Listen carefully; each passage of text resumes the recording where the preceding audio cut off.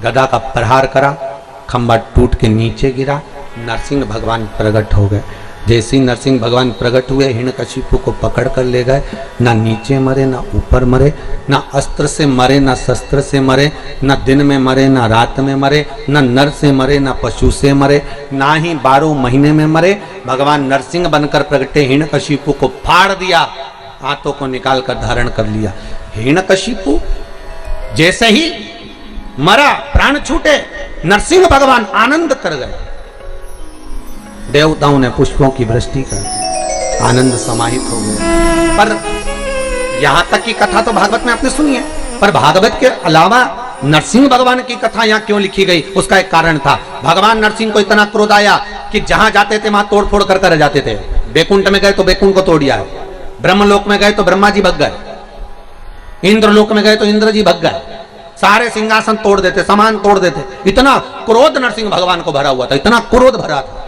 सारे देवताओं ने जाकर भगवान शंकर के चरणों में निवेदन करा, हे शंकर, हे त्रिकालदर्शी, हे कैलाश बाबा कृपा करो, हे भोलेनाथ करुणा करो। सारे देवता खड़े हैं, शंकर भगवान पार्वती के साथ, नंदी भृंगी श्रृंगी गले में सर्प सब विराजमान, और बाबा की स्तुति करो, हे अजब है भोलानाथ ये दरबार तुम्हारा, दरबार तुम्हारा। देवताओं ने स्तुति करी, शंकर भगवान कृपा करिए, ये नरसिंह भगवान का क्रोध शांत कर दीजिए। भगवान शंकर ने कहा, मैं शरम्भ पक्षी का रूप धारण करूंगा, उड़ते हुए जाऊंगा, नरसिंह भगवान को उठाकर अलखनंदा में ले जाकर डाल दूंगा, उनका गुस्सा शांत हो जाएगा। भगवान शरम्भ पक्षी का रूप धरकर गए, शंकर भगवान ने शरम्भेश्वर महादेव बनकर गए और उड़कर नरसिंह भगवान को ले जाकर पंजे में पकड़कर ले जाकर अलखनंदा नदी में डाला, तब जाकर उनका क्रोध शांत हुआ। शिव जी का एक नाम हो गया शरम्भेश्वर महादेव। कौन सा नाम पड़ा? शरम्भेश्वर। बोल शरम्भेश्वर भगवान की। किसी के क्रोध को शांत करने के लिए शरम्भेश्वर महादेव का स्मरण किया, क्रोध शांत करना। कभी कभी ब्लड प्रेशर भी अगर ऊंचा जाता हो तो काली तिल्ली शरम्भेश्वर महादेव का नाम लेकर शिव जी पर चढ़ा देने पर भी ब्लड प्रेशर कंट्रोल में रहता, हाई नहीं होता। शरम्भेश्वर महादेव, अगर काली तिल्ली भी नहीं हो तो केवल शंभेश्वर महादेव की एक माला रोज प्रतिदिन कर लो तो भी ब्लड प्रेशर बीपी लेवल में रहता है। शंभेश्वर महादेव, भगवान शिव शंभेश्वर महादेव बने। आगे सुंदर व्याख्यान वर्णन आया श्री तुमरुका जी से। चंचुला देवी ने कहा कि वो 12 ज्योतिर्लिंग का स्मरण कराएं, जिसको सुनकर मेरे पति को मोक्ष पद प्राप्त हो। कथा श्रवण कराई। प्रथम नंबर पर सोमनाथ जी का व्याख्यान वर्णन किया। दक्ष प्रजापति का श्राप लगा था चंद्र को कि तुम एक पत्नी में स्नेह रखते हो, बाकी की पत्नियों को देखते तक नहीं, तुम्हारी काया छिन्न होगी। काया छिन्न हुई। चंद्रदेव ने जाकर देवऋषि नारद से पूछकर भगवान का अनुमोदन करा। तब भगवान शिव की कृपा से चंद्रदेव की काया ठीक हुई। भगवान शंकर का वहां पर प्रागट्य हुआ तो यहाँ सोमेश्वर महादेव भगवान विराजमान हुए। अगला वर्णन आया श्री मल्लिकार्जुन। कार्तिकेय बाबा रुष्ट होकर चले गए थे, जिनको मनाने के लिए माता पार्वती शिव ने जाकर मनाया श्रीशैलम पर। ये वही श्रीशैलम है जहां पर माता सरस्वती को शंकर भगवान ने नाट्य लीला का स्मरण कराया था। कार्तिकेय जी को मनाया, वहीं पर भगवान मल्लिकार्जुन के रूप में विराजमान हुए। तीसरा वर्णन आया है महान काल। दूषण नाम के राक्षस जो ब्राह्मण के बच्चों को निचोड़कर उसका रक्त पीते थे, उस दूषण नाम के राक्षस का संहार भगवान शंकर करने के लिए पधारते। पर शिवजी ने देखा इसको वर है, ये 84 रूप रख सकता है, तो भगवान शंकर ने देवताओं से कहा, ब्राह्मणों अगर तुमको अपने बच्चों के प्राण बचाना है तो तुम्हें मेरी बहन को बुलाना पड़ेगा। शंकर जी की एक ही बहन थी जिसका नाम था क्षिप्रिया। क्या नाम था? क्षिप्रिया।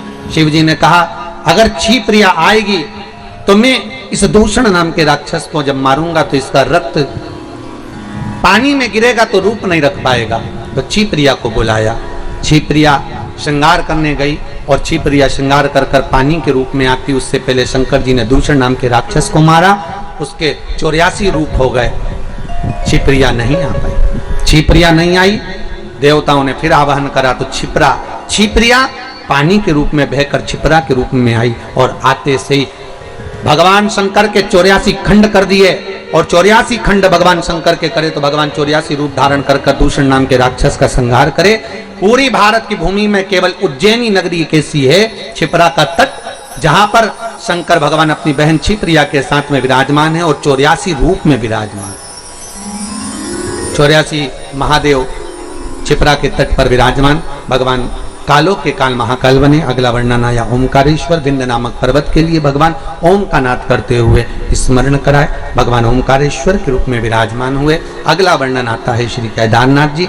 भगवान नर नारायण के कहने पर वहां पर विराजमान होते हैं, आशीर्वाद देते हैं। फिर अगला वर्णन आया भीमा शंकर। कुंभकर्ण की धर्म पत्नी करकटी के गर्भ से एक बेटे ने जन्म लिया जिसका नाम भीम था। उसको मालूम पड़ा कि मेरे पिता को देवताओं ने मारा, देवताओं से बदला लिया। भगवान शंकर की याचना देवताओं ने करी, तब जाकर भगवान शंकर आकर भीम का संहार करे। शिव जी का नाम भीमा शंकर हुआ। अगला वर्णन आया है काशी विश्वनाथ, जिनका चरित्र आपको पहले भी सुनाया। मनु शत्रुपा ने तत्कर कर शिव जी का आवाहन करा। शनि महाराज ने शिवलिंग की स्थापना करी। काशी में आकर भगवान विराजमान हुए विश्वनाथ बनकर। अगला वर्णन आया है त्र्यंबकेश्वर। गौतम बाबा पर गौ हत्या का दोष लगा। माता अहिल्या ने पुकारा भगवान ब्रह्मा विष्णु महेश को। भगवान 3 लिंग के रूप में विराजमान हुए, त्र्यंबकेश्वर के रूप में विराजित हुए, गौ हत्या के दोष से मुक्त करा। अगला वर्णन आया है श्री वैद्यनाथ जी।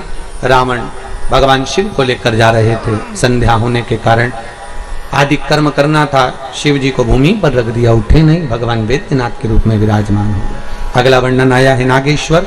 भगवान दारुक नाम के राक्षस का संहार करने के लिए भगवान नागेश्वर अंतर प्रकट हुए। अगला वर्णन आया है श्री रामेश्वर। राम जी महाराज लंका पर चढ़ाई करने से पहले शिवलिंग की स्थापना करते वही रामेश्वर शिवलिंग का निर्माण किया। अगला वर्णन आया है कृष्णेश्वर। सुधर्म नाम के ब्राह्मण की 2 धर्म पत्नी थी, सुदेहा और घूष्मा। घूष्मा के संतान हुई, सुदेहा को संतान नहीं हुई, तो घूष्मा का संतान सुदेहा को दे दी गई। सुदेहा ने उसको पाल पोस कर बड़ा करा, बच्चे का विवाह कर दिया। बहू आ गई, बहू को मालूम पड़ा कि मेरी असली सास तो घूष्मा है। सुदेहा को पूछना बंद कर दिया।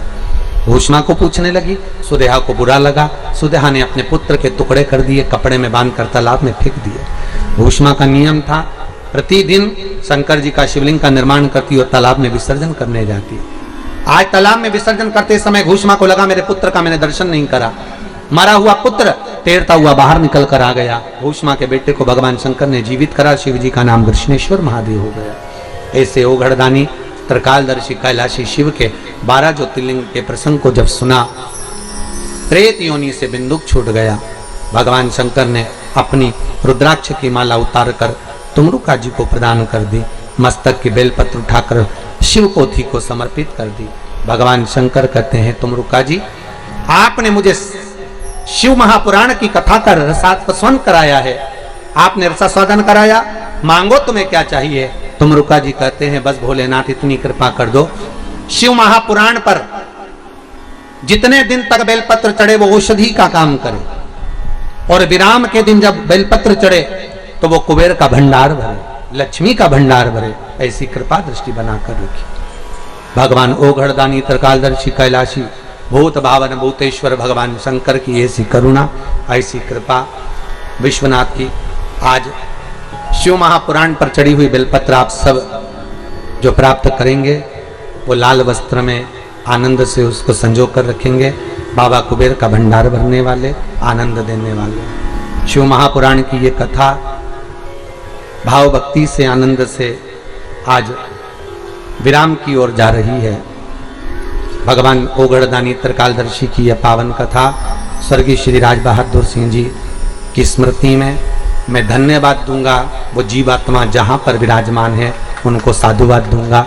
आपके पुत्रों ने, पुत्र वधुओं ने आज जो कार्य करा है शिव महापुराण की कथा को करवाकर, संपूर्ण गांव को तो तारा ही सरी, संपूर्ण विश्व को भी तार दिया। ऐसे पुत्र वधुएं साधुवाद की पात्र हैं। उनकी माताजी श्रीमती देवी बिंद्रा देवी जी को भी मैं बहुत बहुत धन्यवाद देता हूँ कि आपके द्वारा जो पुत्रों ने जन्म लिया बड़े साधुवाद के पात्र हैं। पुत्र जिन्होंने इतनी सुंदर शिव महापुराण की कथा का रसास्वादन करवाया।